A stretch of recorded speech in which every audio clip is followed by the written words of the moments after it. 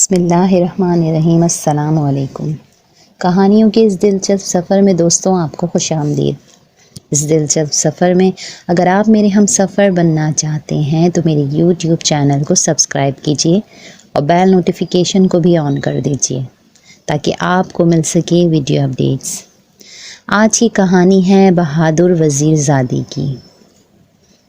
ایک دفعہ کا ذکر ہے کہ ایک ملک کا بادشاہ اپنے سارے ملکی معاملات میں اپنے وزیر کی رائے کو زیادہ اہمیت دیتا تھا، اور ملکہ کو یہ بات بالکل پسند نہیں تھی کہ بادشاہ ملکہ کی رائے سے زیادہ وزیر کے مشوروں پہ عمل کرتا ہے۔ اس لیے ملکہ نے وزیر کو حسد کی وجہ سے محل سے نکلوانے کے لیے بیماری کا بہانہ بنایا اور حکیم کو حکم دیا کہ وہ بادشاہ کو کہے کہ ملکہ کو کچھ ایسی بیماری ہے جس کے علاج کے لیے دوائی دوسرے ملک کے بادشاہ سے ملے گی، جو لانا لازمی ہے، ورنہ ملکہ کی بیماری بڑھنے کی وجہ سے جان جانے کا خطرہ ہے۔ یہ سنتے ہی بادشاہ نے وزیر کو حکم دیا کہ وہ جائے اور وہ دوائی لے کے آ جائے، ورنہ اگر وہ دوائی نہیں لایا تو اس کو قتل کروا دیا جائے گا۔ یہ سن کے وزیر پریشان ہو گیا۔ اسی پریشانی میں وزیر گھر پہنچا اور خاموش سا چارپائی پہ لیٹ گیا۔ بیٹی کھانے کا پوچھنے آئی، لیکن جب وزیر نے کوئی جواب نہ دیا تو بیٹی نے پوچھا، بابا کیا بات ہے، آپ پریشان ہیں؟ تو وزیر نے بات ٹال دی، کہا بیٹا کوئی بات نہیں۔ بیٹی نے کہا، بابا بتائیں کیا ہوا ہے، آپ محل سے آئے ہیں تو پریشان ہیں۔ آخر بابا نے کہا، بیٹی ملکہ بیمار ہے اور دوائی جس کا نام کھلے ہوئے پان اور لونگ سپاری ہے وہ لانی ہے،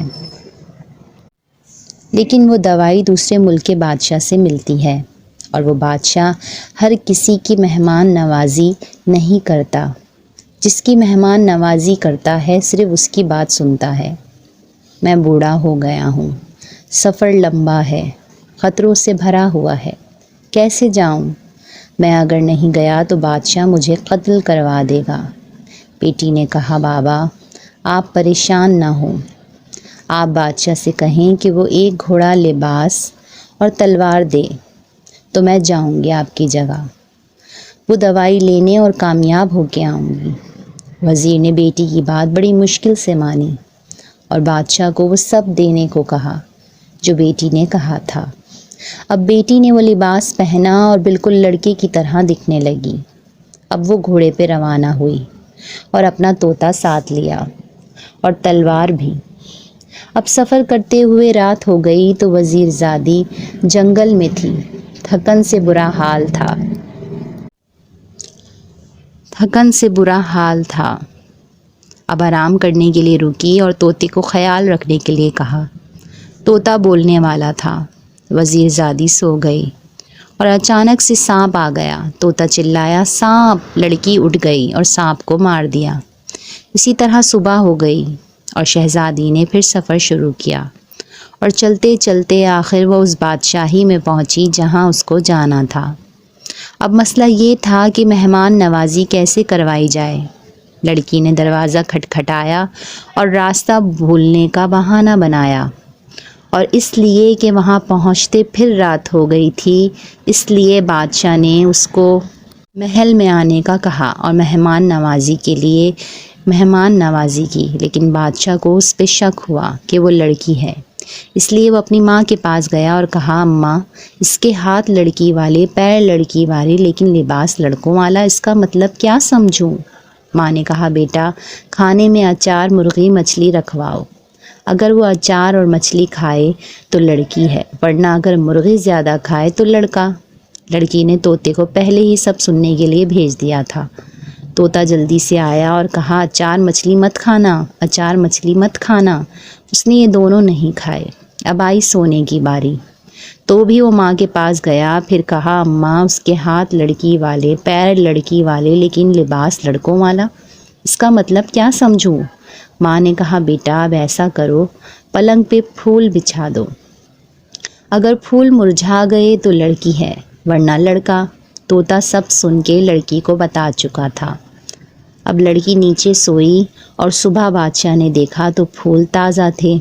اب پھر پریشان سا وہ ماں کے پاس گیا اور کہا، اماں، اس کے ہاتھ لڑکی والے، پیر لڑکی والے، لیکن لباس لڑکوں والا، اس کا مطلب کیا سمجھوں؟